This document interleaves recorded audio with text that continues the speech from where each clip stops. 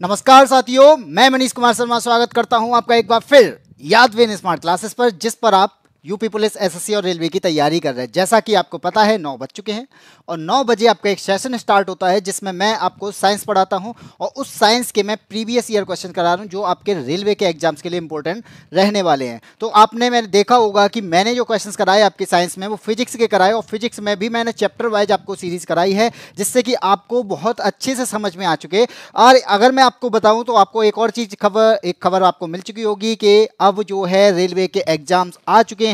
तो नवंबर से आपके एग्जाम स्टार्ट होने वाले हैं, जिसमें एएलपी टेक्नीशियन और आपका आरपीएफ वाला जो एग्जाम है वो होने वाला है। तो आपकी जो तैयारी हो रही है, तो मुझे लगता है कि आपके लिए ये इंपॉर्टेंट रहने वाले हैं। क्यों? क्योंकि एग्जाम आ चुके हैं। अब जो आगे की तैयारी कर रहे हैं उनका तो होना ही है, लेकिन अगर जो आपकी तैयारी कर रहे हैं उनके लिए भी मैं एक अलग से एक सेशन लाने का कोशिश करूंगा।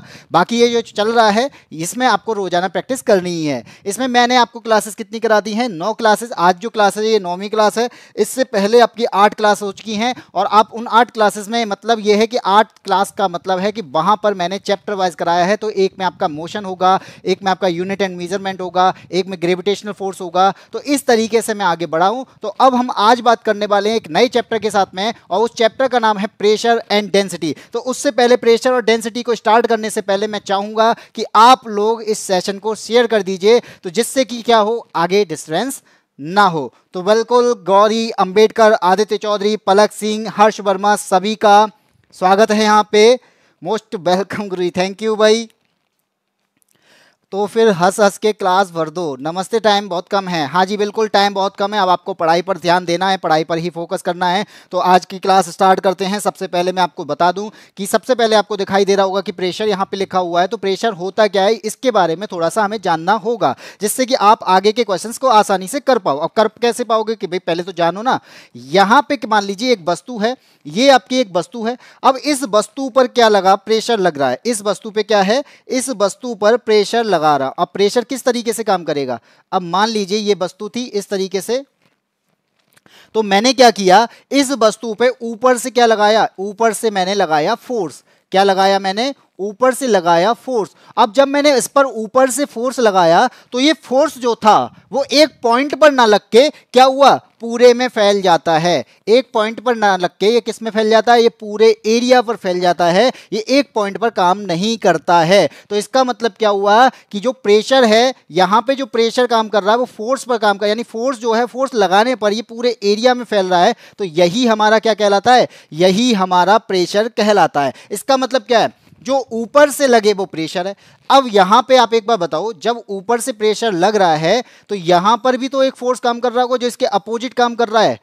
यहां पर भी तो इसका एक अपोजिट फोर्स काम कर रहा होगा। तो यहां पर याद रखना कि जो ऊपर से काम कर रहा है, जो आपका प्रेशर, यहां पर फोर्स जो है वो एरिया पर डिपेंड है, या फिर कहेंगे एरिया पर फैल रहा है, वो कौन सा है? वो तो आपका प्रेशर है। और ये प्रेशर जो है वो ऊपर से काम करता है, लेकिन जो अंदर की तरफ से फोर्स लग रहा है वो क्या है? वो आपका स्ट्रेस कहलाता है। ये बात आपको याद रखना है कि प्रेशर और स्ट्रेस में अगर आपसे डिफरेंस पूछा जाए, तो जो ऊपर से एक्सटर्नल काम कर रहा है, वो एक्सटर्नल एजेंट के रूप में काम कर रहा है, वो है आपका प्रेशर। और जो आपका इंटरनल एजेंट के रूप में काम कर रहा है वो क्या है? वो है स्ट्रेस। तो आपने भी देखा होगा कि हम लोगों को क्या होता है, हम लोगों पर प्रेशर नहीं होता, हम लोगों के अंदर से जो काम कर रहा होता है ना, वो होता है स्ट्रेस। और जो बॉस के अगर अंडर में काम कर रहे हो, या फिर आपका,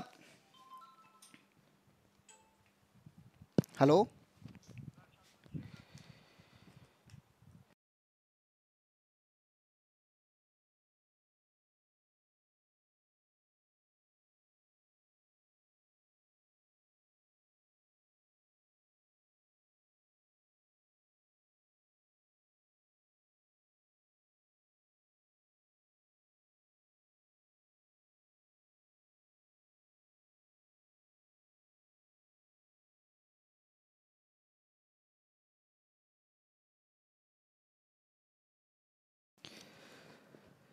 12 घंटे पढ़ाई में करेंगे। अब चलो, मुझे मोबाइल ही लेना पड़ेगा, आज टीवी अच्छे से काम नहीं कर रही है।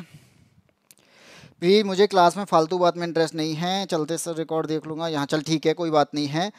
इसी पे बात करता हूँ। तो यहाँ पे मैंने आपको दो चीज़ें बताई, एक जो एक्सटर्नल एजेंट के रूप में काम कर रहा है वो आपका प्रेशर है, जो इंटरनल एजेंट के रूप में काम कर रहा है वो क्या है, वो स्ट्रेस है। इसी वजह से जब आपका पेपर आता है तो अंदर से प्रेशर नहीं होता, अंदर से क्या आता है, स्ट्रेस होता है। तो इंसानों को अंदर से जो चीज़ें फील होती है ना वो स्ट्रेस होती है। और जो किसी टीचर के द्वारा, मेरे द्वारा नहीं, जो किसी टीचर के द्वारा या के फादर के द्वारा या फिर हो सकता है कि जॉब कर रहा हो तो उस बॉस के द्वारा जो दिया जाता है वो एक्सटर्नल हो जाता है। और एक्सटर्नल में क्या होता है, एक्सटर्नल में होता है प्रेशर। तो ये बात याद रखना कि प्रेशर और स्ट्रेस में अगर आपसे डिफरेंस पूछा जाए तो प्रेशर आपका एक्सटर्नल और स्ट्रेस आपका क्या है, ये है आपका इंटरनल। तो अब जैसे यहाँ पे क्या है, पानी भरना। अब मान लीजिए मैं अब इसका एग्जांपल दूं तो पानी भर लिया आपने, किसमें, एक बैलून लो, गुब्बारा लो, उसमें क्या करो, पानी रखो। पानी भरने के बाद में आप उस पर जब जैसे उसको पिचकाते हो, फोर्स लगाते हो, तो फोर्स की वजह से यहाँ पे पानी जो होता है उस एरिया पर क्या होगा, उस डायरेक्शन पर लगेगा और उस एरिया में फैलने लगता है। इधर से पिचकाओगे तो इस एरिया पे चला जाएगा, इससे पिचकाओगे तो इस एरिया में चला जाएगा। तो यहाँ पे याद रखना ये है आपका प्रेशर। और इसी प्रेशर की वजह से जैसे आपने देखा होगा रेगिस्तान का जहाज, रेगिस्तान के जहाज को क्या बोलते हैं, ऊंट बोलते हैं। तो ऊंट क्यों चल पाता है रेगिस्तान में, क्योंकि उसका जो प्रेशर है या उसका जो जैसे आपने उसका पैर देखा होगा, पैर का एरिया ज्यादा होता है। और जब पैर का एरिया ज्यादा होता है तो वहां पर प्रेशर क्या हो जाता है, कम हो जाता है। अगर वहां पे मैं घोड़े को दौड़ा दूं तो घोड़ा दौड़ नहीं पाएगा, क्योंकि उसका पैर का एरिया जो है वो क्या है, वो कम है। और कम होने की वजह से वहां पे प्रेशर जो होता है वो ज्यादा होता है। तो यहां पर आपको फॉर्मूले से पता चल रहा होगा कि एरिया अगर यहां पे ज्यादा हो, एरिया ज्यादा होगा तो प्रेशर कम होगा, और एरिया कम होगा तो प्रेशर ज्यादा होगा। ये बात आपको याद रखना है। इसी तरीके से आपके एक्स में बहुत कुछ,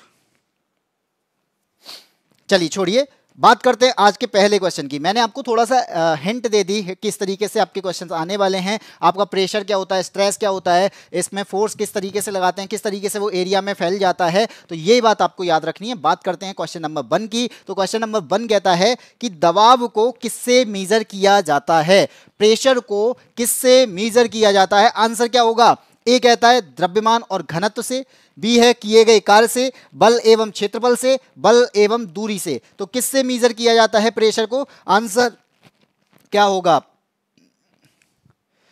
भाई। ठीक है, जो भी कोई कुछ कह रहा है, मैं तो नहीं कहूंगा किसी पे कुछ, किसी पर भी कुछ भी, लेकिन अब ये है यहां पर फोकस करना है। और आंसर आ चुका है ऋतु कुमारी का, हरिओम कुशवाहा का, पलक का, आदित्य चौधरी, गौरी बता रहे हैं ऑप्शन नंबर सी। तो बिल्कुल ऑप्शन नंबर सी हो जाएगा। और ऑप्शन नंबर सी में क्या है, ऑप्शन नंबर सी क्या है, P इक्वल टू होता है F/A। तो आपका प्रेशर जो है किस पर डिपेंड करता है, फोर्स पर और एरिया पर, बल पर और क्षेत्रफल पर डिपेंड करता है। अगर आपसे यहां पे मात्रक पूछा जाता है इसका, तो मात्रक आप क्या बताते, फोर्स का क्या होता है भाई, फोर्स का सभी जानते होंगे, न्यूटन होता है। इसी की वजह से हम पढ़ रहे हैं आज।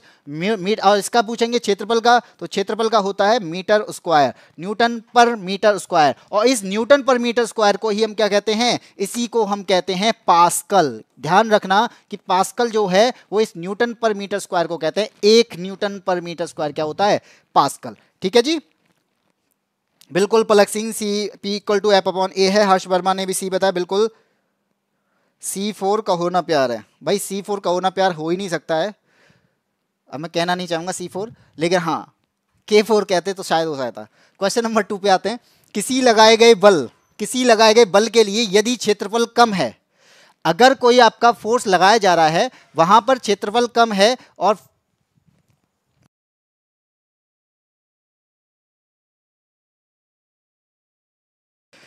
तो यहां पे क्या होगा, प्रेशर यहां पे बोला गया है किसी लगाए गए बल के लिए यदि क्षेत्रफल कम है तो दाब होगा। तो यहां पे क्या होगा, P इक्वल टू क्या होता है, आपने देखा होगा P इक्वल टू होता है F/A, यानी प्रेशर इक्वल टू होता है फोर्स अपॉन एरिया। तो pressure equal to force upon area है, तो इसका मतलब क्या है, क्षेत्रफल कम है, यहां पर एरिया जो होगा, आप देख रहे हो ना प्रेशर और एरिया में, तो प्रेशर का एरिया जो है यहाँ पे एरिया जो है इनवर्सली प्रोपोर्शनल है। इनवर्सली प्रोपोर्शनल का मतलब होता है व्युत्क्रमानुपाती है। अगर ये बटे में है तो इसका मतलब क्या है, अगर मैं यहाँ पे एरिया का मान ज्यादा कर दूं तो यहां होगा प्रेशर का मान कम। तो एरिया का मान क्या है, ज्यादा हो जाएगा तो प्रेशर कम हो जाएगा, और एरिया का मान जो है वो कम हो जाए तो प्रेशर क्या होगा, ज्यादा होगा। ये बात आपको याद रखनी है। तो इसके अकॉर्डिंग क्या होगा, लगाए गए बल के लिए यदि क्षेत्रफल कम हो गया तो क्षेत्रफल हो गया कम तो प्रेशर क्या होगा, ज्यादा। तो आंसर क्या हो जाएगा, ऑप्शन नंबर सी। सेकंड का सी बिल्कुल। हरिओम कुशवाहा ए गलत है, ऋतु कुमारी ने सी बताया है। गुरुजी कह दीजिए क्या नहीं, मेरा छोटा भाई वीडियो देख रहा है सर, कह दीजिए ना, इजार करने भाई। C4 मैंने कह देना वो अलग है, यहाँ पे छोड़ो। अधिक होगा क्योंकि व्युत्क्रमानुपाती, बिल्कुल। पूजा का आंसर सही है, गौरी का आंसर सही है। आगे बढ़ते हैं, क्वेश्चन नंबर थर्ड पर आते हैं। क्वेश्चन नंबर थर्ड आपसे क्या कहता है, कहता है कि जैसे ही एक तरल पदार्थ की मुक्त सतह से गहराई बढ़ती है, यहां पे क्या है कि मान लीजिए एक तरल पदार्थ है और तरल पदार्थ का मान लो वो तरल अगर पदार्थ होगा तो किसी ना किसी बर्तन में होगा, या फिर मान लीजिए बर्तन ऐसा होगा जिसका एरिया, जिसका ऊपर वाला एरिया है ये क्या खुला होगा या फिर क्या होगा, बंद होगा। ये दो ही चीजें हो सकती हैं, या तो जो भी हमारा बर्तन है या तो बंद होगा या फिर क्या होगा, ऊपर वाला एरिया जो है वो खुला होगा। ठीक है, तो यहां पे बोल रहा है, यहां पे इसने कुछ बताया नहीं है, बाकी चीजें देखते हैं।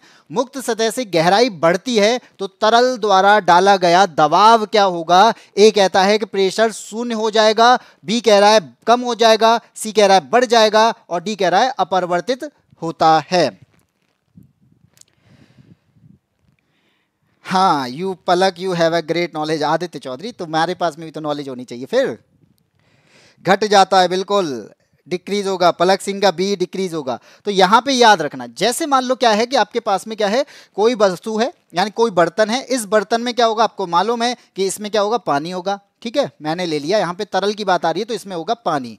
अब ये पानी है, इस पानी में क्या है, यहां पे अब से पूछा जाए, क्या पूछा जाए कि जैसे ही तरल पदार्थ की मुक्त सतह से गहराई बढ़ती है, अब ये जो है मुक्त सतह से यहां से क्या है गहराई बढ़ती जाएगी, यानी ये पदार्थ था यहां था पहले, या ऑब्जेक्ट था यहां था, अब यहां पे आ गया, तो यहां पे क्या होगा। ये एक बात याद रखना कि इसके पास में क्या क्या चीजें हैं। एक तो आपका देखोगे जिस जगह से ये डूब रहा है उस जगह से इसके पास में हाइट है, इसके पास हाइट कम है, इसके पास में हाइट क्या है, इसके पास में हाइट ज्यादा है। हाइट का यहाँ पे जो हम एच जो ले रहे हैं वो इसकी गहराई से ले रहे हैं। ठीक है, अब इसके पास में क्या है, यहाँ पे आपका रो यानी घनत्व भी काम करेगा और यहाँ पर भी आपका रो घनत्व भी काम करेगा। ठीक, लेकिन जैसे जैसे गहराई चली जाएगी तो यहाँ पे गहराई के अकॉर्डिंग यहाँ पे इसके वजन के अकॉर्डिंग यहाँ पे क्या और काम करेगी, ग्रेविटी भी काम करेगी। इसलिए याद रखना, तो प्रेशर का जो फॉर्मूला बनता है वो क्या बन जाएगा, एच रो जी बनता है। क्या बनता है, P इक्वल टू एच रो जी। और यहां पे जैसे जैसे आपकी हाइट बढ़ती जाएगी यानी गहराई बढ़ती जाएगी,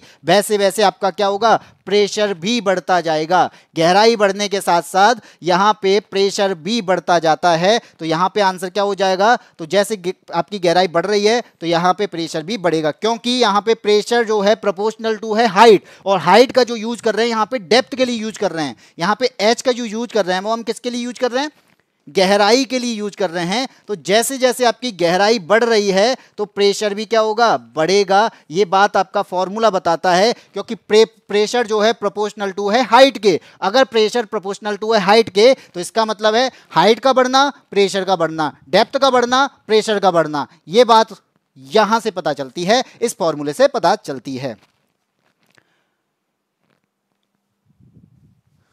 हम सरकारी स्कूल के विद्यार्थी हैं भाई। चलो, हो गया गलत, कोई बात नहीं है, गया भाई का, चलिए छोड़ो। क्वेश्चन नंबर 4, क्वेश्चन नंबर 4 कहता है कि अब आती है यहां पे, अभी हम कहां चले गए थे, पानी के अंदर चले गए, गहराई में चले गए, अब हम जा रहे हैं हाइट पर। अब जहां पर हाइट पर जाते हैं तो क्या कह रहा है कि ऊंचाई पर उड़ते हुए विमान के केबिन के अंदर का जो प्रेशर होता है वो कैसा होता है। तो जो आपका विमान उड़ता है, जो आपका हवाई जहाज उड़ता है, जो हमारा सपना है इस टाइम पे, जितने भी साथी जुड़े हैं कि हमें भी प्लेन में बैठना है, तो वहां पर वहां की बात होती है कि जैसे ही ऊंचाई पर वो उड़ता है तो विमान के केबिन होता है, उस केबिन के अंदर का जो प्रेशर होता है वो कैसा है। बाहर के यानी बाहर भी प्रेशर होगा उस विमान, मान लीजिए विमान जैसा होगा, लेकिन विमान मानना नहीं है, शार्क जैसा लग रहा होगा। ठीक है, पहले ही बता देता हूं, शार्क लगेगा, ये मछली ही लग रही है। तो चलो यही है, इसे मानो ये है आपका विमान। ठीक है, ये है आपका विमान और यहां पे है पंखे।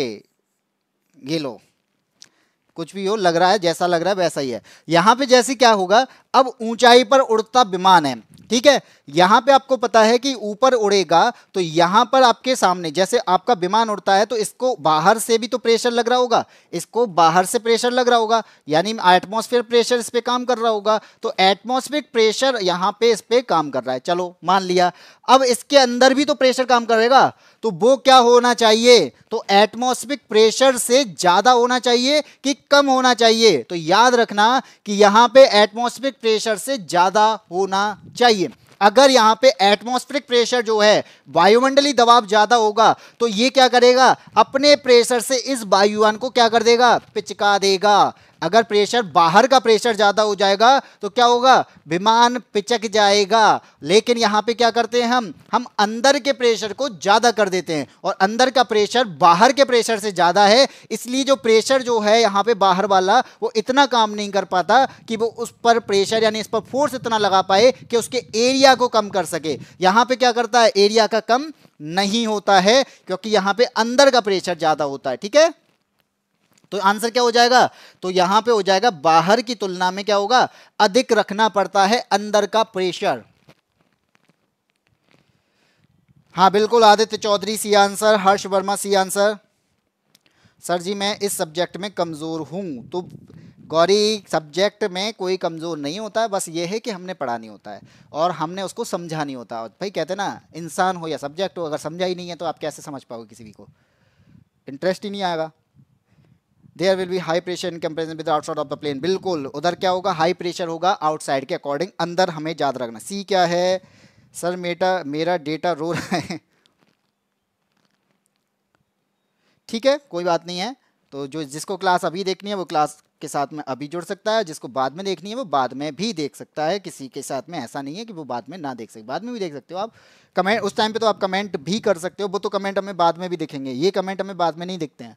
क्वेश्चन नंबर 5, क्वेश्चन नंबर 5 क्या कहता है, एक निश्चित तापमान पर वायु का प्रेशर किसके आनुपातिक होता है। एक निश्चित टेम्परेचर की बात आ रही है, तो निश्चित टेम्परेचर पर या कांस्टेंट टेम्परेचर जो होगा तो उस पर वायु का दाब क्या होगा, एयर का प्रेशर जो होगा वो किसके आनुपातिक होगा या किसके समानुपाती होगा, ये बात आ रही है। तो वायु दाब का प्रेशर क्या है यहाँ पे, ये तो पता ही है कि वायु दाब के ऊंचाई बढ़ने पर कम होता है, एटमॉस्फेरिक प्रेशर है ऊंचाई के बढ़ने पर कम होता है, लेकिन यहां पे याद रखना कि टेम्परेचर बढ़ने पर घटता है। एटमॉस्फेरिक प्रेशर भी टेम्परेचर बढ़ने पर क्या होगा, घटता है, ठीक है। तो आपका वायु दाब है, ये पी एटीएम लिख देता हूं, इसका मतलब है एटमॉस्फेरिक प्रेशर। तो टेम्परेचर बढ़ने पर क्या होगा, टेम्परेचर बढ़ने पर घटता है, लेकिन पूछा क्या गया है कि किसके अनुपातिक होता है, तो यहां पे आंसर क्या हो जाएगा, डेंसिटी डेंसिटी डेंसिटी पलक सिंह ने आंसर दिया है सी, दूरी, लेकिन दूरी आंसर नहीं होगा, ऑप्शन नंबर ए यहां पे सही होगा कि घनत्व जो होता है आपका, डेंसिटी जो होती है उसके आनुपातिक होता है, और आपका एटमॉस्फेरिक प्रेशर है ऊंचाई बढ़ने पर कम होता है, एटमॉस्फेरिक प्रेशर जो है टेम्परेचर बढ़ने पर घटता है। और इस एटमॉस्फेरिक प्रेशर को हम किससे मापते हैं, अगर मीजरमेंट की बात आ जाए तो किससे मीजर करते हैं, इसको बैरोमीटर से मीजर करते हैं। जो आपका एटमॉस्फेरिक प्रेशर है इसको मीजर करेंगे तो किससे करेंगे, आपका बैरोमीटर से मीजर करेंगे, ठीक है। और अगर पूछा जाए कि आपके इस वायु दाब की खोज किसने की थी, इस वायु दाब की खोज किसने की थी, इसका आंसर दो। गुड इवनिंग रेशमा, मैथ की क्लास में कोई नहीं दिखता है, क्यों भाई, मैथ की क्लास में क्यों नहीं दिखते हो भाई। क्वेश्चन नंबर 6 आ गया, बिल्कुल पलक सिंह, बैरोमीटर होता है, मैंने पूछा वायु दाब जो होता है आपका एटमॉस्फेरिक प्रेशर होता है, तो इसकी खोज करने वाले कौन थे, तो जल्दी से आंसर दो। और इसका भी आंसर दो कि पानी का घनत्व क्या होता है, पानी का घनत्व कितना होता है। आपके सामने ऑप्शन है, ए कहता है 1000 किलो पर घन मीटर, 10 किलो पर घन मीटर, 1 किलो पर घन मीटर और 100 किलो पर घन मीटर। आयतन, पढ़ाई करना मस्ती की तो आप समझ क्या, एएसपी भाई पढ़ लो, भाई पढ़ लो।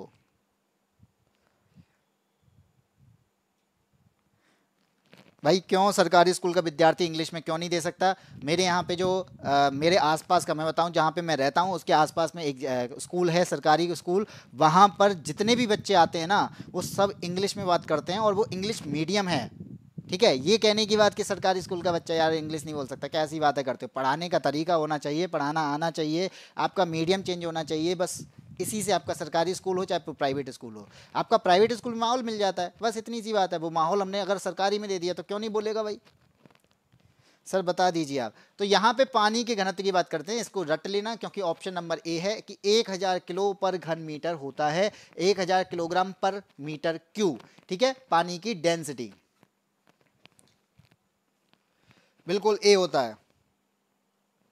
चलिए आगे बढ़ते हैं। मास प्रति वॉल्यूम क्या है?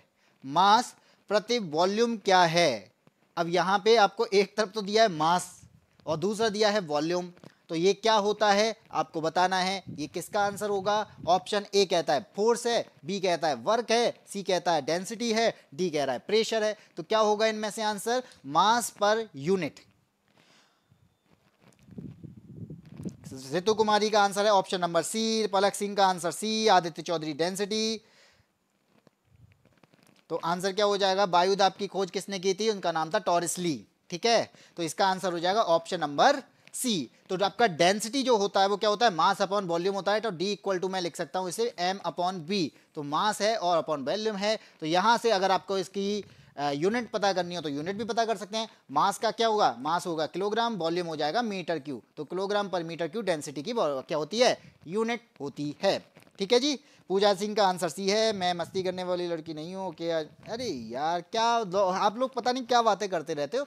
बातों से ज़्यादा मुझे लग रहा है आप फोकस करो पढ़ाई पर। पढ़ाई फोकस करो क्योंकि पेपर आने वाला है। नवंबर में पेपर है, अगले महीने पेपर है। मस्ती एग्जाम क्वालिफाई करने के बाद भी कर सकते हैं, लेकिन अभी जो है ना, अभी आप पढ़ाई पर फोकस करो। मैं पढ़ाने आता हूँ, पता नहीं क्यों आप लोग आंसर नहीं देते। आंसर दे तो रहे हो लेकिन और भी बातें करते हो। शुद्ध पानी का घनत्व, यहां पे बात आती है कि शुद्ध पानी का जो घनत्व है वो लवण युक्त का मतलब है कि नमकीन पानी। ठीक है, जो नमकीन पानी होता है, तो नमकीन पानी के घनत्व से कम होता है, ज्यादा होता है, बराबर होता है या बिल्कुल नहीं होता है। तो यहां पे बस इतना ही बताना है कि जो नमकीन पानी का घनत्व है वो शुद्ध पानी के घनत्व से कितना होता है। ए है यहां पे कम होता है, बी कह रहा है बराबर, अधिक और नगण्य। और आंसर आ चुका है 80। हर्ष वर्मा ने सीधी सही दे दिया है।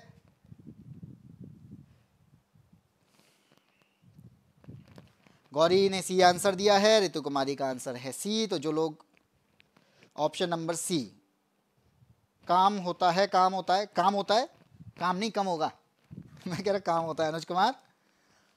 और इसी के साथ में क्लास को कर दो शेयर। ठीक है, जितने लोग जुड़े हैं क्लास को शेयर भी कर दो। तो ये याद रखना कि शुद्ध पानी का जो घनत्व होता है वो होता है कम। ठीक है, तो शुद्ध पानी का जो घनत्व है ये होता है क्या? कम। ठीक है, और जो आपका लवण युक्त पानी होता है, नमकीन पानी होता है, इसमें क्या होता है? नमक की मात्रा ज्यादा होती है, और नमक की मात्रा ज्यादा होगी तो वो इसकी डेंसिटी को क्या कर देता है? इसकी डेंसिटी को बढ़ा देता है। तो यहां पे अगर पूछा जाए कि शुद्ध पानी का घनत्व किसकी तुलना में क्या होता है, तो लवण युक्त पानी की तुलना में कम होता है। तो ऑप्शन क्या हो जाएगा इसका? से कम होगा। तो शुद्ध पानी का घनत्व किससे कम होगा? लवण युक्त पानी से, यानी नमकीन पानी से कम होगा। और लवण युक्त यानी पानी का मतलब है NaCl। हाँ बिल्कुल पलक सिंह, आंसर कम होगा। मैं नहीं करूंगा शेयर सर, कंपटीशन बढ़ जाएगा भाई कर दो, नहीं तो मेरा कंपटीशन कम हो जाएगा। कंपटीशन से डरना किस बात का? अगर हमारी तैयारी अच्छी है तो मुझे लगता है कि कॉन्फिडेंस अपने आप ही आ जाता है। कैसा भी क्वेश्चन हो, मेरी तैयारी अच्छी होनी चाहिए, और मेरी तैयारी अच्छी है ऐसे कह सकते हो ना। हाँ मैं परफेक्ट नहीं हूँ, लेकिन जो मैंने पढ़ा है उससे क्वेश्चन आएगा तो मेरा आंसर गलत नहीं जाएगा। इसमें हम कंपटीशन कर सकते हैं। ठीक है, कम क्वेश्चन नंबर 9, निम्नलिखित कारणों में से किसके कारण बादल आकाश में तैरते हैं? किसके कारण बादल आकाश में तैरते हैं? ए कह रहा है निम्न तापमान के कारण, बी कह रहा है यहां पे निम्न गति के कारण, निम्न दाब के कारण, और डी है निम्न घनत्व के कारण। तो क्या आंसर होगा? तो आंसर बता दीजिए क्या होगा। मुझे कब लोगों ने पढ़ना अच्छा लगता है, कम लोगों में पढ़ना अच्छा लगता है। अच्छा जी, पूजा का आंसर है डी, कंफर्म डी। पलक सिंह का, पूजा सिंह का डी, आदित्य चौधरी बता रहे हैं निम्न दाब, रेशमा बता रहे हैं ए, और आपका हर्ष वर्मा बता रहे हैं 9 का डी। तो जो लोग इसमें डी के साथ में है क्या? कम घनत्व, तो ऑप्शन नंबर डी हो जाएगा। क्योंकि आपको मालूम होना चाहिए कि जैसे ये आपके बादल हैं, ये तो बादल नहीं है, ये क्या है, ये आपका बादल है, मान लो, लगता नहीं है मेरा कुछ भी कि ये क्या है, मान लेते हैं, इमेजिन कर सकते हैं, क्योंकि हम मैथ्स के स्टूडेंट हैं, कि माना कि ये क्या है, ये बादल है। तो यहां पे याद रखना कि वायुमंडल में कम घनत्व के कारण ही इसकी डेंसिटी कम है। इसकी क्या है, डेंसिटी क्या होती है, कम होती है, जिसके कारण ये क्या करता है, ये तैरता है कहां पर, आकाश में। आकाश का मतलब ऊपर। अब यहां पे क्या होगा, यहां पे पानी जो होता है वो किस में चेंज हो जाता है, हो जाता है वाष्प में बदल जाता है, और वाष्प बनने से क्या होगा, बादल बन जाते हैं, क्योंकि कंडेंसेशन की प्रक्रिया होती है, कंडेंसेशन से आपके बादल बनते हैं। तो बादल में पानी की बूंदों का जो घनत्व होता है ना, पानी की जो बूंदें होती हैं उनकी जो डेंसिटी होती है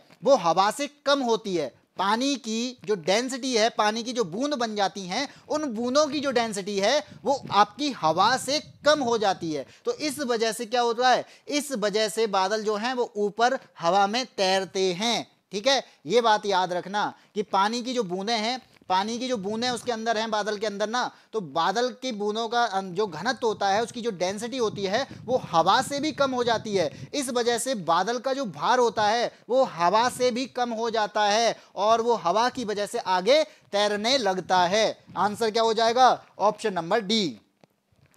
सर मैं हिस्ट्री का स्टूडेंट हूं, इसलिए साइंस के साथ तालमेल नहीं बन पाता ठीक से। अच्छा जी आदित्य चौधरी, मैं मैथ्स का स्टूडेंट हूँ, इस हिसाब से तो मेरा हिस्ट्री से बिल्कुल नहीं होना चाहिए। मैं ये कहने की बात है कि मैं हिस्ट्री का हूँ, मैं उसका हूँ, मैं उसका हूँ, हमने पढ़ा नहीं है, बस सीधी वसी बात है। मैंने भी जीएस कभी पढ़ी नहीं थी, मैंने भी मैथ्स से ही आपका 10th 12th ग्रेजुएशन जो भी किया है सब मैथ्स से किया है। इसके बाद मैंने पढ़ना स्टार्ट किया है, और पढ़ने के बाद में आज मैं आपको पढ़ा रहा हूँ। ये रीज़न ये नहीं है कि मुझे पढ़ना था, बस रीज़न ये है कि मेरा इंटरेस्ट नहीं था कभी, इस वजह से मैंने पढ़ना क्या स्टार्ट किया। इंटरेस्ट बदलने पड़ते हैं, लाने पड़ते हैं, कोई भी चीज़ अपने आप नहीं होती है। ठीक है, क्वेश्चन नंबर 10 की बात करेंगे कि बर्फ जो है पानी पर तैरती है, क्योंकि इसका घनत्व जो होता है, बर्फ पानी पर तैरती है। सभी जानते हैं कि मान लीजिए ये है आपका पानी, और यहां पर तैरती है इसकी बर्फ। ठीक है, ये होगी बर्फ। तो बर्फ किस पर तैर रही है, पानी पर तैर रही है। अब वो कह रहा है क्या, क्यों तैर रही है, क्योंकि इसका जो डेंसिटी है, बर्फ की जो डेंसिटी है वो पानी से ज्यादा होती है। बर्फ की जो डेंसिटी है वो पानी से कम होती है, या फिर होती ही नहीं है, या पानी के समान होती है। बता दीजिए आंसर।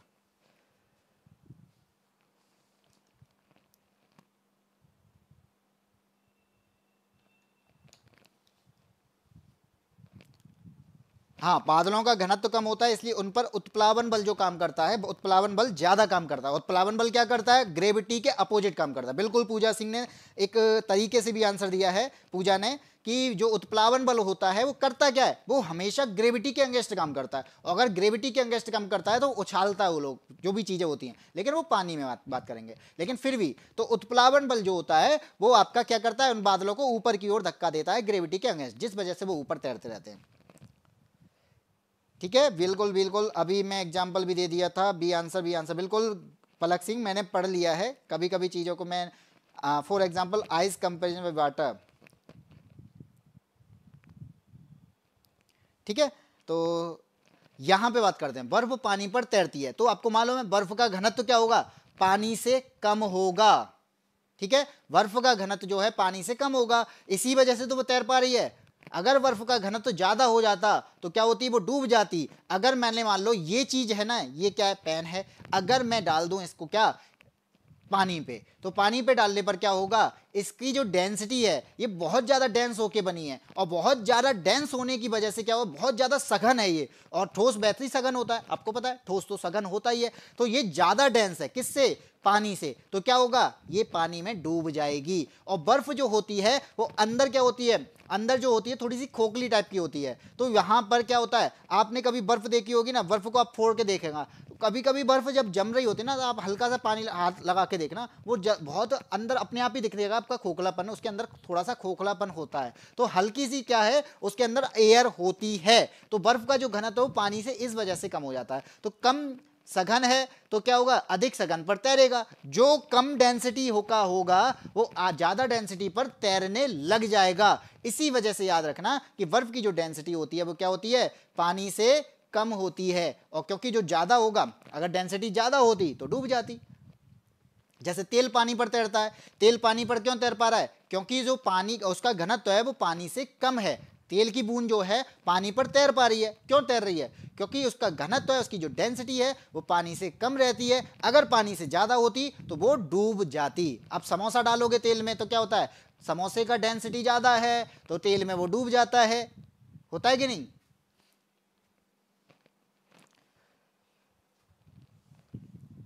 सर आपका कहना ठीक है, साइंस बोरिंग लगता है, मुझको इंटरेस्ट नहीं पैदा हो रहा है।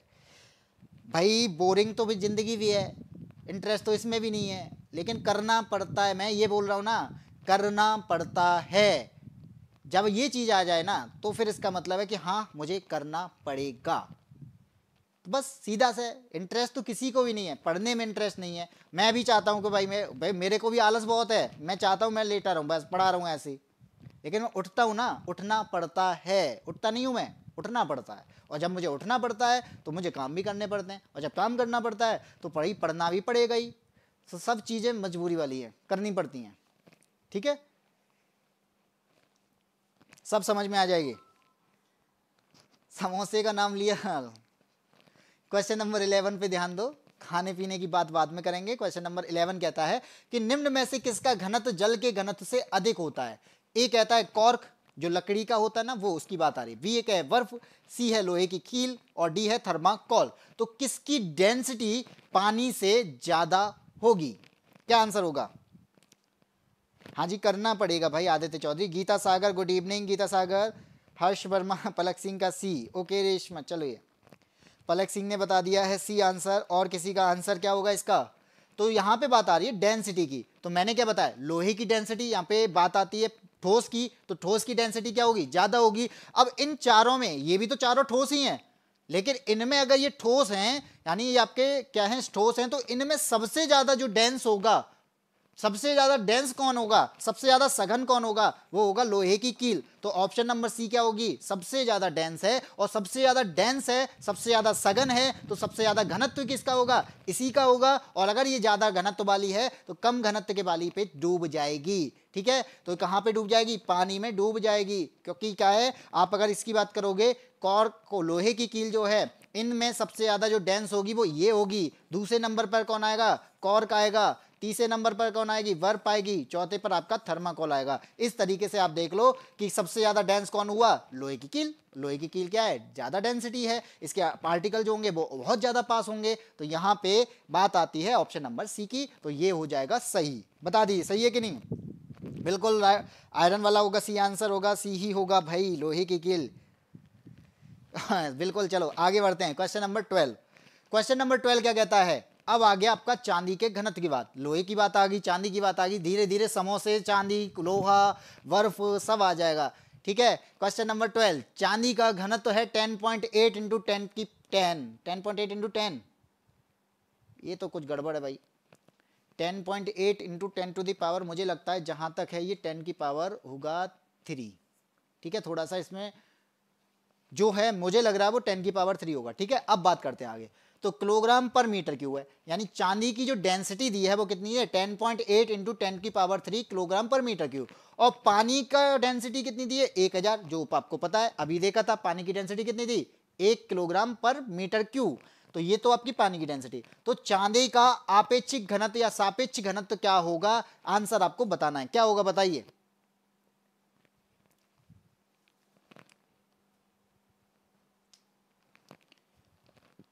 टेन पॉइंट एट सी होगा। न्यूमेरिकल से बहुत डर लगता है, हमें सबसे ज्यादा साइंस याद है। देखो भाई, एएसपी को साइंस सबसे याद आता है, एक आदित्य चौधरी, इनको तो न्यूमेरिकल से डर लग रहा है। सी आंसर होगा। देखो मेरा नाम मत लो, चलो यहां पे बात करता हूं मैं। तो एक होता है आपका आपेक्षिक घनत्व या सापेक्ष घनत्व जो होता है। इस आपेक्षिक घनत्व का जो फॉर्मूला होता है, अगर आपको ये पता हो तो यहां से हम आसानी से निकाल लेंगे। तो यहां पे आपेक्षिक घनत्व की जब बात करूंगा तो वस्तु का घनत्व, तो वस्तु कौन सी है? तो वस्तु मेरे लिए चांदी है, तो यहां पे लिख लेता हूं चांदी का घनत्व। और चांदी का घनत्व बटे क्या हो जाएगा? ये हो जाएगा आपका पानी का घनत्व। तो पानी का घनत्व तो मुझे दिया ही है, तो यहां पे अब मैं क्या कर रहा हूं, बस इसकी वैल्यू को रखना है। तो चांदी का घनत्व कितना है? 10.8 इंटू 10 टू द पावर 3। और पानी का घनत्व कितना हो गया? 10 की पावर 3, क्योंकि कितना दिया 1000, तो 10 की पावर 3 होती है, 10 की पावर 3 से 10 की पावर 3 खत्म, तो यह हो गया आपका 10.8। आंसर हो जाएगा आपका, अब बता दो आंसर कौन सा है भाई, 10.8 किलोग्राम पर मीटर, 10.8 किलोग्राम मीटर, 10.8 या 10.8 किलोग्राम मीटर स्क्वायर, क्या आंसर होगा? ओके भाई, सी ओनली, सी ओनली। अच्छा सी ही आंसर क्यों होगा, मैं ये पूछूं कि सी आंसर क्यों होगा? मैंने बता दी, चलो ऑप्शन नंबर सी होगा, लेकिन सी ही क्यों होगा? एक बात याद रखना कि यहां पर सापेक्ष घनत्व जो होता है, इस सापेक्ष घनत्व का कोई भी मात्रक नहीं होता, इसकी कोई भी यूनिट नहीं होती। क्यों नहीं होती? क्योंकि यहां पे घनत्व की यूनिट अगर है, यहां पे आपेक्षिक घनत्व की बात आ रही है, तो ऊपर भी आपका घनत्व है, नीचे भी आपका घनत्व है, तो यहां से किलोग्राम पर मीटर क्यूब से किलोग्राम पर मीटर क्यूब कट जाएगा, और जब ये कट जाएगा तो इसका मतलब क्या है, इसकी यूनिट बनेगी ही नहीं, और जब यूनिट नहीं बनेगी तो आंसर क्या हो जाएगा? ऑप्शन नंबर सी हो जाएगा। तो यहां पे सिर्फ ये याद रखना है, कभी कभी पूछ लिया जाता है कि चांदी का आपेक्षिक घनत्व का मात्रक क्या होगा, या फिर सापेक्षिक घनत्व का मात्रक क्या होगा, दोनों वर्ड सेम है, बस थोड़ा सा आ और सा का फर्क है। तो यहां पे यही आ जाए, सापेक्षिक घनत्व का मात्रक नहीं होता है, कोई भी मात्रक नहीं होता है, ठीक है। सी लॉक मत करो, अच्छा मेरा कर दो, बिल्कुल गीता सागर 10.8, पूजा सिंह बी होगा, बी होगा, बी कहां है, सी होगा। सर आज कितने क्वेश्चंस हैं? जितने हो पाए, जितने हो पाए। क्वेश्चन नंबर आ गया आगे, सापेक्ष घनत्व किसके बराबर होता है? ये तो मैंने अभी कराया है, अभी बताया है, इसका आंसर मुझे नहीं लग रहा मुझे देना चाहिए, आपको देना चाहिए, आप जो कहोगे उसका आंसर, कि सापेक्ष घनत्व पानी का घनत्व बटे पदार्थ का घनत्व होता है, पदार्थ के घटकों का घनत्व बटे पूर्ण पदार्थ का घनत्व, सी है पदार्थ का घनत्व बटे पानी का घनत्व, और पदार्थ का घनत्व बटे तेल का घनत्व। तो आंसर क्या होगा? क्वेश्चन नंबर 13 जो बताओगे वही आंसर होगा। रेशमा का क्वेश्चन, रेशमा आगे आ जाओ, 12 निकल गया। सर साइंस को छोड़कर मैं हर विषय को बेहतर डील कर लेता हूँ, चाहे वो जीके जीएस को, इंग्लिश हो या हिंदी हो या मैथ्स हो, रीजनिंग हो। भाई देखो तुम लोग यार, पता नहीं क्यों गौरी को इतना परेशान करते हो कि गौरी बार बार क्लास को छोड़ के चली जाती है। सुबह भी क्लास हो रही थी, आपने इतना परेशान कर दिया, वो फिर चली गई, आज फिर इतना परेशान कर रहे हो, पता नहीं क्यों। ये एएसपी ज़्यादा बोलता है भाई, एएसपी इतना मत बोला करो, किसी को इतना परेशान नहीं करते हैं, पढ़ाई पर फोकस क्यों नहीं करते,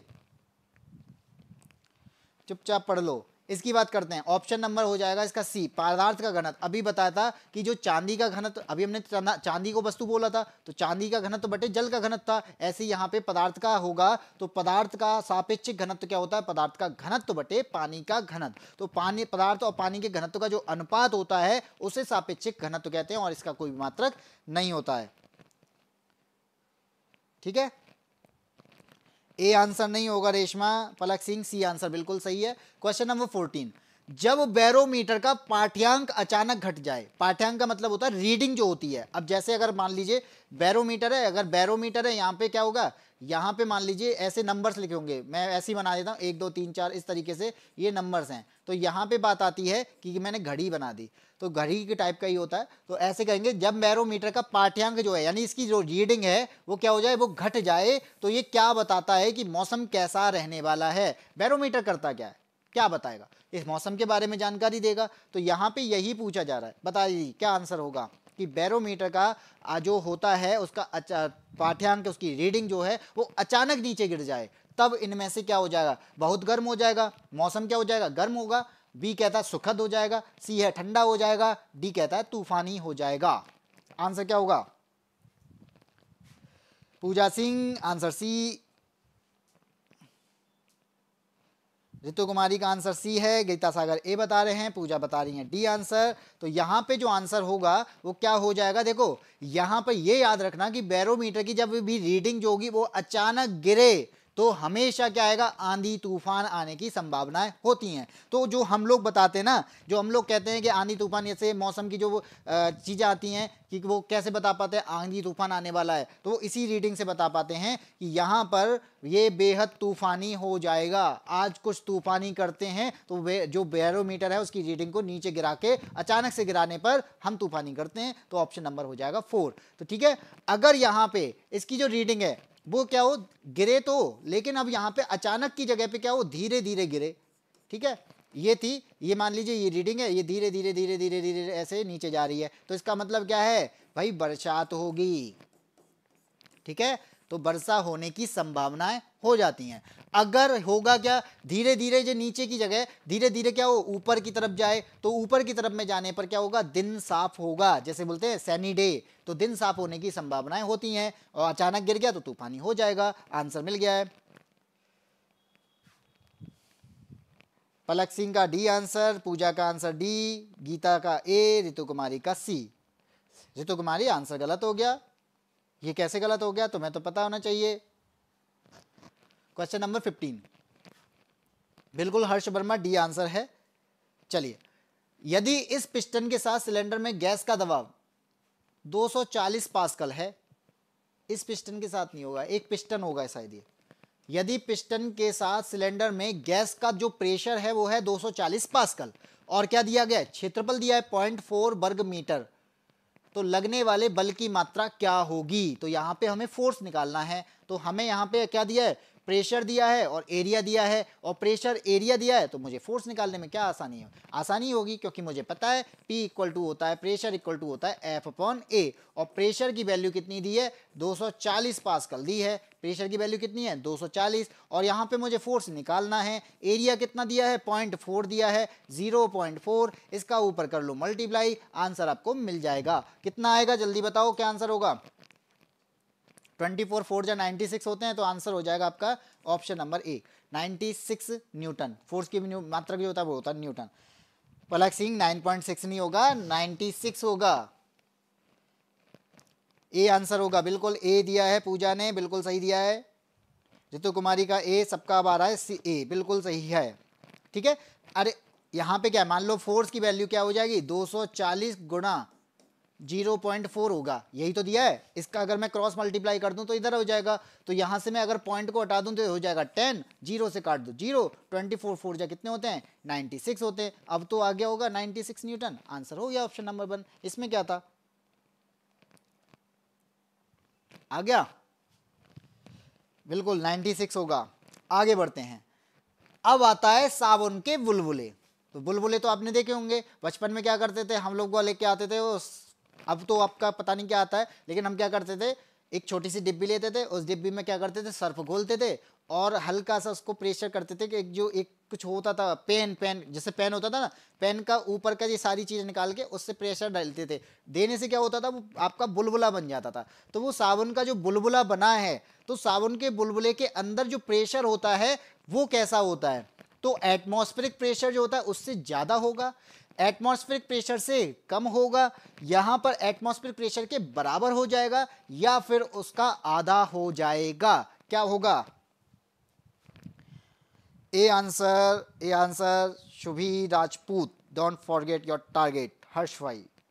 भाई ये कौन सी बात है, डोंट फॉरगेट योर टारगेट और सीधा हर्ष भाई। ए आंसर एटमॉस्फेरिक प्रेशर से कम होता है, आदित्य चौधरी। मैं तो अभी भी करता, अच्छा अभी भी करते हो, अभी भी बचपना गया नहीं है। चलिए बात करते हैं, यहाँ पे आंसर क्या होगा, वायुमंडलीय दबाव से अधिक है। तो देखो यहाँ पे मैं बात करूंगा, जैसे क्या है, ये बन गया आपका साबुन का बुलबुला। अब बनाऊंगा तो बनेगा तो नहीं, लेकिन हाँ इसको मान लो आपका ये साबुन का बुलबुला है। और मैंने अभी बताया था, आपने अभी देखा था कि प्लेन उड़ रहा था, तो प्लेन का जो था, प्लेन था, प्लेन के अंदर केबिन का जो प्रेशर था वो हमने क्या रखा था, ज्यादा रखा था, किससे, बाहर के प्रेशर से। तो बाहर के प्रेशर से हमने प्लेन का प्रेशर जो था, प्लेन के अंदर केबिन का प्रेशर ज्यादा रखा था। क्यों, क्योंकि वो उसको पिचका ना पाए, यानी उस पर ज्यादा फोर्स ना लगा पाए। तो यहां पर भी क्या होगा, यहां पर भी आपका वायुमंडल से प्रेशर काम, यानी प्रेशर से भी आपका लग रहा होगा, एटमॉस्फेरिक प्रेशर भी इस पर लगेगा। अब इस एटमॉस्फेरिक प्रेशर से इसको बचाना है अपने आप को, तो क्या करना पड़ेगा, अपने अंदर का जो आपका अपने अंदर जो प्रेशर लग रहा है उस प्रेशर को ज्यादा करना होगा। अगर ये अपने अंदर के प्रेशर को ज्यादा कर ले तो ये ज्यादा देर तक बना रहेगा। क्यों, क्योंकि इसमें एटमॉस्फेरिक प्रेशर जो है वो इससे कम हो जाएगा। तो यहां पर यही बात है कि साबुन के बुलबुले के अंदर का जो दबाव होता है, अंदर का जो प्रेशर होता है, वो एटमॉस्फेरिक प्रेशर से ज्यादा होना चाहिए, तभी तो वो अपने आप को बनाए रखने में सक्षम रहेगा। कैपेसिटी उसकी तभी तो रही, कैपेबल कब हो पाएगा, जब वो अंदर के प्रेशर से ज्यादा हो जाए। ठीक है, जिससे क्या होगा, वो बुलबुला फूटेगा नहीं, लेकिन वो फूटना तो है ही, आगे जाके फूटेगा, अभी नहीं फूटेगा, थोड़ी देर में फूटेगा, लेकिन वो कब फूटेगा, जब उसके अंदर का जो प्रेशर है वो कम हो जाए। जैसे जैसे उसका प्रेशर कम होता चला जाएगा बुलबुला फूटता चला जाएगा। ठीक है, तब से बुला रहा हूं, क्यों नहीं आ रहे थे आप? ठीक है भाई।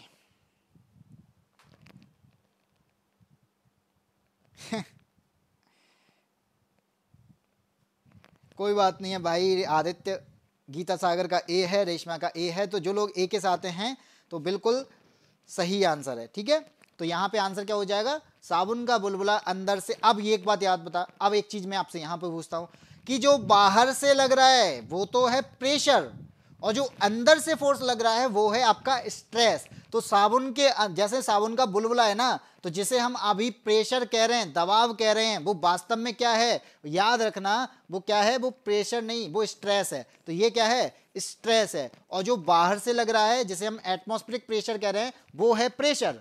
ठीक है, प्रेशर और स्ट्रेस में यही डिफरेंस है। तो अंदर से जो लगा वो स्ट्रेस और जो बाहर से लगा वो प्रेशर। तो हमारे भी साथ में क्या है, एग्जाम का अच्छा, एग्जाम का प्रेशर होगा या स्ट्रेस होगा? चलो इसी का आंसर दो, एग्जाम का प्रेशर है या फिर स्ट्रेस है? आदि भाई साइंस से मत भागो, बहुत अच्छी है। चलो छोड़ो, बिल्कुल। क्वेश्चन नंबर 17, इसका आंसर चलो बता दो। आपने डैम तो देखे ही होंगे। डैम किसी बांध की जो दीवार होती है, तो दीवार जो बनी होती है तो उसकी जो नींव डाली जाती है ना, तो नींव पर अधिक चौड़ी बनाई जाती है। तो जब भी डैम बनेंगे तो डैम को आप देखना कि जो नीचे की तरफ का, यानी जो हम जितना नीचे की तरफ जाएंगे, जो आपका आधार होगा, उसका जो बेस होगा वो चौड़ा बनाया जाता है। क्यों बनाया जाता है? क्योंकि ये क्या करता है, दाब को खत्म कर देगा। बी कहता है कम दाब को सहन कर सकता है। सी है ज्यादा दाब को सहन करेगा। और डी है यहां पे तेज गति को सहन करेगा। तो बता दो क्या आंसर होगा इसका। सॉरी सर, आंसर नहीं कर सकती इसलिए बात कर रही हूँ क्योंकि नेट खत्म हो गया है। कोई बात नहीं है, नेट खत्म हो गया तो फिर मैं क्या ही कर सकता हूँ। बात करोगे तब भी तो नेट चलेगा भाई। ये कौन सी बात है, मैसेज करोगे तो भी तो नेट ही यूज होगा। 17 का आंसर दिया है सी, ज्यादा दबाव को पूजा ने दिया है। डीपी चेंज करो यार, डीपी। पलक सिंह का आंसर है सी, बिल्कुल। पूजा का आंसर, संदीप कुमार गौतम का आंसर है सी। तो जो लोग सी के साथ में हैं तो ये याद रखना, जैसे मैंने बोला कि जो बांध की दीवार है, अब ये मान लो बांध की दीवार है, अगर मैं इसको ऐसा बनाता, अब इसको थोड़ा सा समझना, अगर मैं यहां पे इसको ऐसा बनाऊं, अब यहां पे क्या है, ये इस दीवार पर क्या है, इस दीवार पर क्या लग रहा है, यहां पे है आपका पानी, ये है पानी। ये चलो इसको भी नीला कर लेता हूं, लोग पानी को नीले से ही समझते हैं। ठीक है, ये है आपका पानी, ये तो समझ में आया। अब यहां तक आपका पानी भरा हुआ है, ये मान लो मैंने इसको बंद कर देता हूं, यहां पे आपका ये है डैम की दीवार और ये है पानी। अब यहां पे क्या है, पानी भरा हुआ है। अब मैं इस पे दीवार बना दी इसको रोकने के लिए।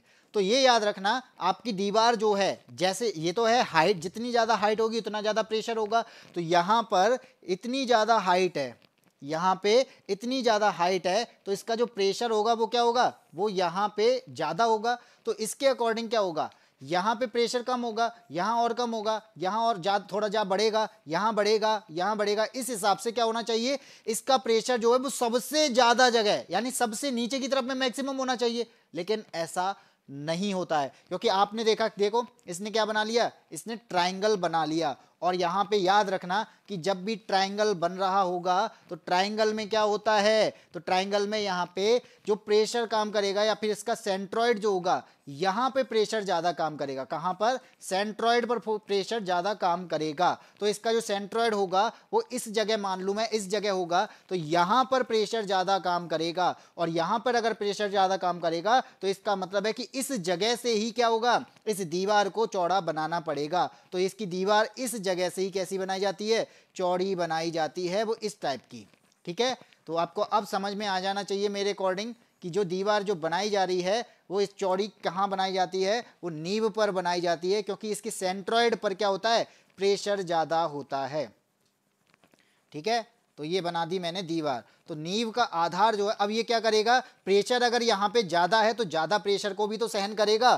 तो ये बन जाएगा यहाँ पे ऑप्शन नंबर सी। तो ज़्यादा प्रेशर को, ये बात याद रखना कि बिल्कुल गहराई में अगर जाओगे तो बिल्कुल गहराई में यहाँ पे प्रेशर इस वाली स्थिति में, डैम की स्थिति में प्रेशर गहराई में सबसे ज़्यादा गहराई पर नहीं होगा जितना उसके सेंट्रॉइड पर होगा। तो इस जगह पर आपका प्रेशर ज़्यादा होता है और यहीं से आपकी जो दीवार है इसको चौड़ा बनाया जाता है। ठीक है, ये कॉपी पेस्ट क्यों हो जा रहा है?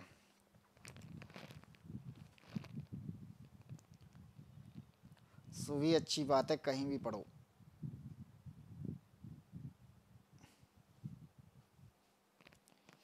चलो आगे बढ़ते हैं। क्वेश्चन नंबर 18, द्रव दाब निर्भर करता है, द्रव दाब निर्भर करता है, ये क्या होगा इसका आंसर? और ये आपका एक नए टॉपिक के साथ में है, यानी यहां पे आता है आपका उत्प्लावन बल। तो जब उत्प्लावन बल की बात आएगी तो यहां पर क्या आंसर होगा इसका?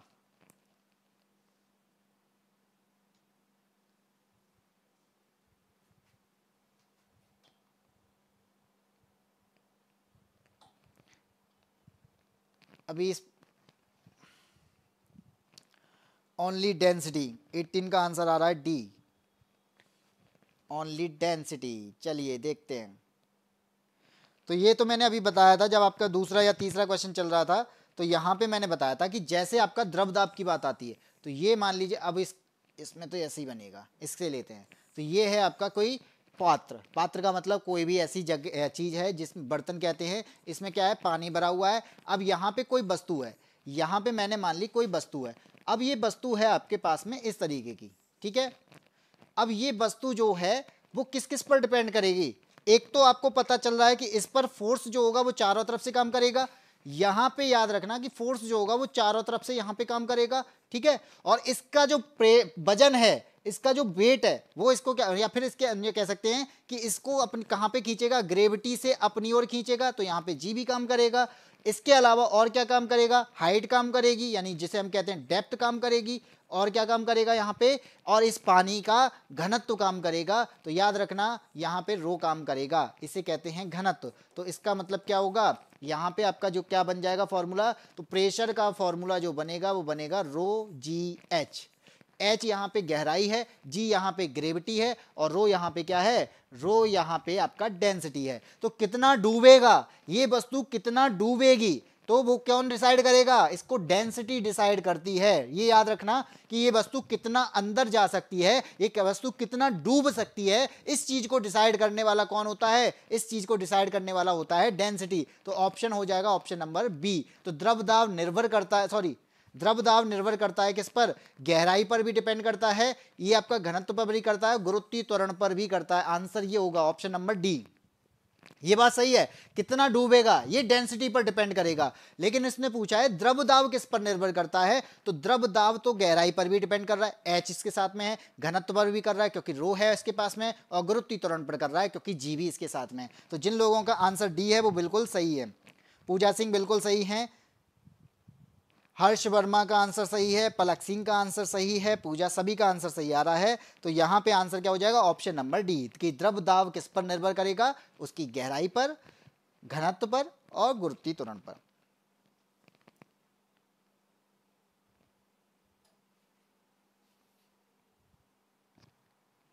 क्वेश्चन नंबर 19, क्वेश्चन नंबर 19 क्या कहता है कि आपके पास में हाइड्रोजन से भरा गुब्बारा है। क्योंकि आपने देखा होगा कि जब बचपन में, यहाँ पे फिर बचपन की बात करूंगा, कि हम लोग जब किसी भी शादी या पार्टी में जाते थे तो वहाँ पर क्या होता था कि ऐसी शादी होती थी कि उन शादियों में जो बुफे सिस्टम होता था, उस बुफे सिस्टम के बाद में हम गेट पर क्या होता था, एक हाइड्रोजन से भरा हुआ गुब्बारा देता था। तो वो क्या करता था, वो उड़ता था। तो हम क्या करते थे, उसे घर ले आते थे और छोड़ देते थे। फिर सुबह उठ के देखते थे कहाँ पे है, या फिर क्या करते थे कि दीवार से ऊपर चिपका हुआ है, तो देख बस खुश होते थे इसी बात से कि वो ऊपर है। अभी कभी कभी तो मैं अलमारी में बंद कर देता था कि देखते हैं कब तक रहेगा, लेकिन वो धीरे धीरे उसकी